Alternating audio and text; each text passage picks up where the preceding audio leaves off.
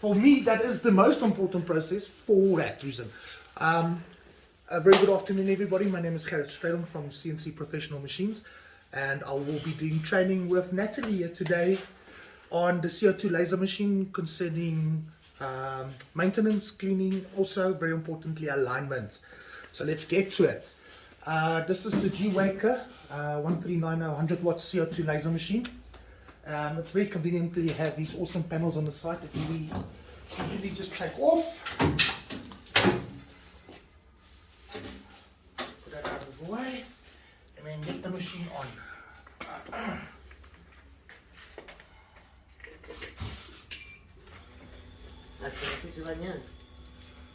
Yes, you can. It's not plugged in.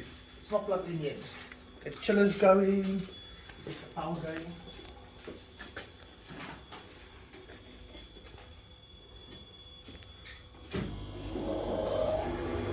You see that I've set up my extractor to an automatic run. It's always permanently on. Yes. You're going to see there's two power connections at the back. Yes. And one of the power connections is literally connected to this power button. Yes. So you'll feel that there's air always blowing here. I can manage it here. The reason is that when you're engraving, you'll get some smoky effect. Yes, I see. You switch it off, it's not as visible. But the problem is that we tend to forget to switch it back on, and when you're cutting, there's a flame. Okay. And you don't want that. You don't want that. Okay. As well, if you open the door slightly, there's a flame. Am I doing something wrong? Okay, we'll need to check your air. It's when I did this or something. I opened up the side doors. Something like that, and I saw there was a flame. On what material were you cutting? Perspex? I only do Perspex. Okay, so when there's cutting Perspex, when you remember, when you're cutting, you see all the little brown marks. Yes. That is where the laser hits the aluminium, and there's a flashback. Yes. Now, Perspex gives off fumes. So that flashback ignites the fumes, and then you'll see a flame. That's why I always say you never ever leave your machine alone. Yes. See that plastic on the Perspex? Yes. This catches fire. So that's always important, and the air kills that little flame as much as possible. So you'll feel that is always in one air there always going. One thing I wanted to ask you just before you start, which I think like the story you just told me as well. We don't know this machine, so it's very scary and we think, oh, certain places are dangerous for us to go into. Or your drop tray there at the bottom. Yes. How often should you clean there, and is there an easy way of getting that stuff out there? Okay. Is there like a drawer or something? I'll get a little brush. Oh, okay. I'll just get a brush, push it, yes, and then when you open underneath here, just pass the key there quickly. It's actually got a tray. So yes, you shouldn't be scared of your machine. Yes. So that always comes down to playing around with it and then coming from more training. People, after about a month of using, okay, there's a tray. So you'll see all the machines do have a tray. Cleaning it as much as possible. Okay. You'll see that weekly, once a week, every Saturday, this is here.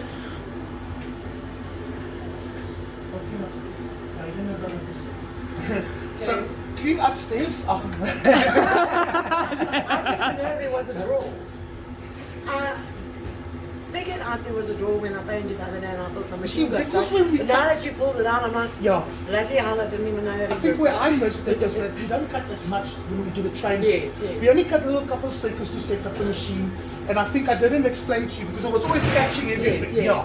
Okay. But now, you'll see here on the sides, do you see the brown spots there? Yes. Those.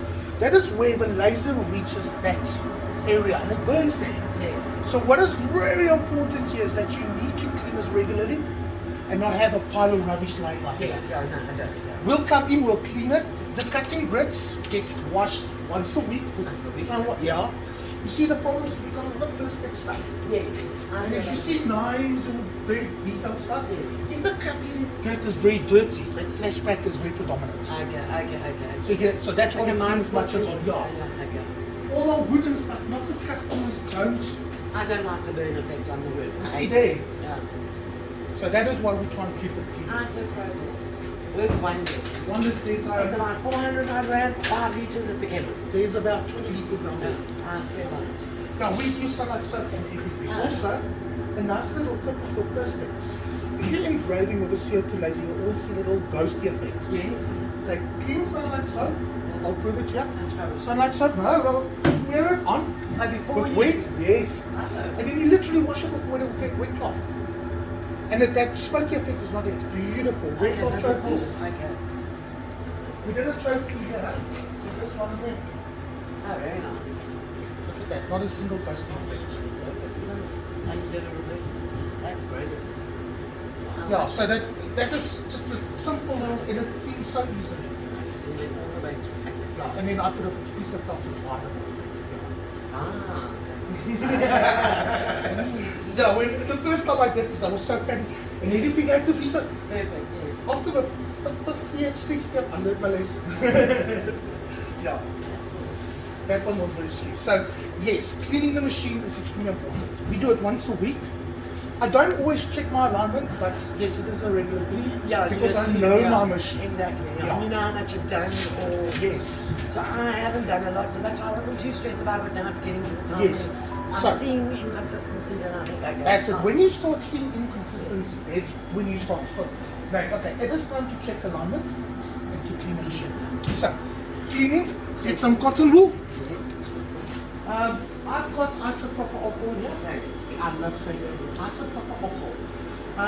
You can use rubbing alcohol because you've got rubbing going around here. So, cotton wool, and then we're going to start, let's swap a little bit here, and then you come have a look. Okay, you can go stand that side. Wash the cables. It's like my house. Sit. It's cables and extension leads. Okay, so you'll see that with the laser machine. I should go under a bit. When's this video going to be available? Because now I'm not taking notes or anything. I'll send it to, once we're done here, we'll go Okay, to you. cool, first. thank you. I'll try not to edit it. I like to be alive No, no, so people fine. get a bit of action. Okay. So you'll see that this is a very old tube. Yes. Your tube is still got a little silver cap on it. Okay.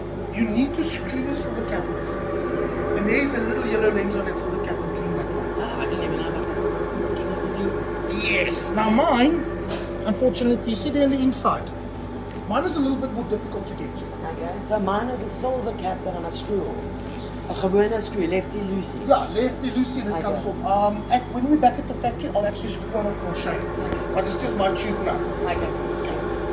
So as you can see there now, I always refer to on your machine, your red light is here. My machine is at the top there. Okay. Yes. So you get very now. There's a little extra lens there as well. Where the little laser, the red dot pointer goes on, reflects onto, and allows the laser to come through. Okay. So that one you need to clean regularly as well. Okay. So it gets dirty, it's stopping the energy. Now talk about energy, what gets created here on the tube. It's a very hot laser beam. That's how they print. Yes, no, it will burn you, so don't put your hands and fingers there, it burns very badly.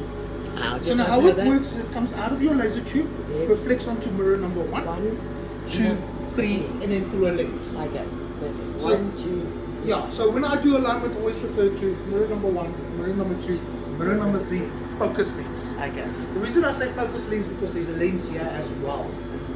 That big one that I pulled that allows the red light to come through and all of that, or bounces the red light and let the laser yes. Okay. Okay. So we're doing number 1 then. That's it. So all I do, bit of alcohol, your cotton wool, keep it sealed. Yes. You don't want dust accumulating on this and then trying to Scratch the lens. not going to be Okay. very effective. So now, what is important here is you want that mirror to be as clean as possible. Yes. I mean, no scratches, no marks, no burns, nothing. If it is damaged that way, you are losing. Yes. Okay. So it has to have a clean, strong path to Are go. they easily replaceable? Yes, they are. And is it very expensive? It's 510 at this stage, but For one lens? for one mirror, One around. and the lens is 1,000, but the price is not going to go up. Okay. Sorry, prices, Yes, no, everything's obviously, going up the obviously. next couple Okay, of but years. it's not like thousands. No, but no. 500 But- is still a lot. I've had this machine 2 years now. Well, just in case.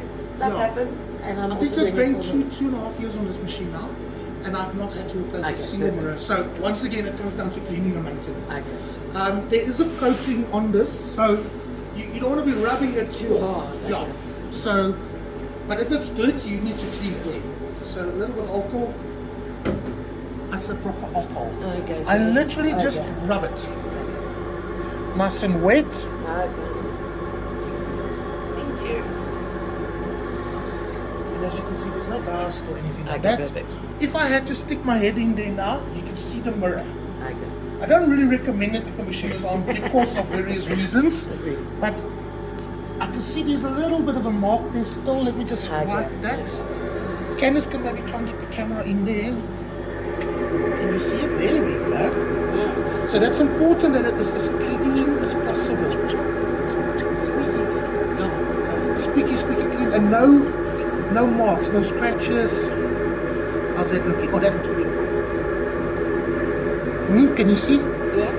Move away, let me check.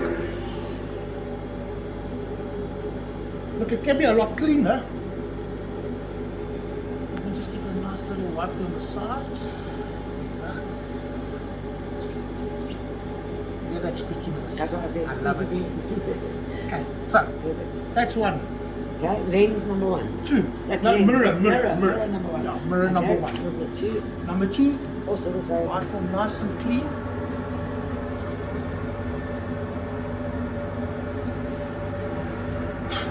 So now try and blow a little bit dry. And I don't want the cotton wool. These are marks. Yeah. So blow them away, get them away. There we go. Now, that's mirror number 1, mirror number 2. Then we go to number 3 now. I just generally pull the gantry forward. So, Now this was always a bit of a tricky one. I've got cameras. These are nice soft ones for the yes. babies. Yes, I've got those, yes. So what you don't want is there's a little plastic thing in here. If you're going to be sticking it in there, Don't do it too hard. yeah, don't use a screwdriver, don't try and use something like this. Okay. I've got fatty Is fingers. this mirror number 3? That's correct. Okay. Yeah, this is on the head. Okay, I know. Now this one's at an angle where the laser's going to go bounce on it and go And down. down. Okay, Yeah. okay. And then go through the lens. Almost like those old-fashioned camera things you did as experiments. Yes, Yes, yes. And periscope. And for looking at the eclipse or whatever, so you wouldn't see the Yeah.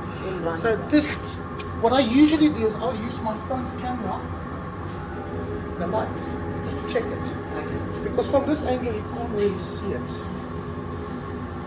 So let's do it this way, and then just make sure there's I understand. no marks. If you do let your cotton wool fall in there, please do remove it. Oh. Yeah, that's very important because when it's there, it's going to burn. It's going to create a mess. So make sure it's nice and clean. I'm happy with that. And now we go into the lens. So mirror, lens. Lens, the Okay. focal lens needs to be That's the clean. thing that I think everybody's scared of. Yes. So what I usually do, a little bit of a soft place Okay. because I don't want to be dropping the lens. Okay, so it's in case it falls. Yes. Okay. So I'm just going to move the bed That down. button on my name, please. Oh, I just need to. Oh, I need to get in there and spray. Yeah, but it's Q20, it's a bit noisy. But it's once again, you'll see that everything you cut is the resin that's smoke. It dries everything out. That's why you need to lube and clean. Yes. You know, look after the machine. And using the vacuum cleaner? If you want to. Areas? No, we've got a little brush laying around here permanently. Percy will literally take everything out, wash it nice in hot water. She'll see how to clean everything here. Okay, perfect. The only real place that's dirty is at the back where the tube where the electrical cables are because that attracts Yes, dust. yeah. Okay, so now your machine has got the newer heads. Yes, the red one, yes. So when we're back at the office, I will go through that to explain how to loosen it. Mine has got the old head, has got still the autofocus pen on yours. Well, yours is built into the head, so that trigger. Okay. Now, like we remember that the discussion we had the last time where it got stuck a little bit from the dust. No, it won't go down. Always make sure that's loose. Because what's happening is there's a little sensor behind it, and because the head is metal, that metal triggers it. Okay. And now if it's that leg's in the wrong position, it will all trigger too quickly or it doesn't release. So Yes, the bed doesn't know when to stop. That's what was So happening. it's always Okay. important. Now, the other thing there is that the lens, the screw that holds that whole nozzle, Yes. it's got 2 screws and a spring.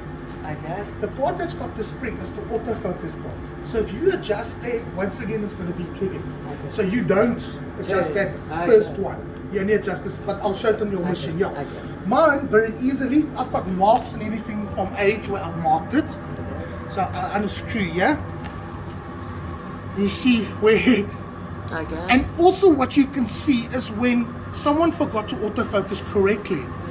And what happened is the bed moved the entire nozzle up and scratched it. Okay. That's how I know someone didn't autofocus correctly. So what happens is they autofocus and it doesn't, and it hits here in the middle. There's nothing to trigger the switch. So the bed keeps moving up. And it eventually pushes this up. Okay, yes. Yeah. So, now you'll see. Yeah, well, we took it off for a reason, to clean it. Yes, so mine comes off here. Let me just, thank you. Let me just make sure that one hurts a little bit. There we go. So I remove this. Okay, so you just loose and you don't remove. Okay. Yeah. Everything is actually still connected. Okay. This one actually comes off now. Okay. As you can see, I've tightened it. I don't want it to come loose. Okay. So now that is our 20 millimeter. It is a diameter of 20 millimeters and the focal distance is 63.1. That's the distance from the lens where the laser goes through to the optimal focal cutting distance. Now, remember you got that little autofocus tool? Yes. That measures that distance. Okay.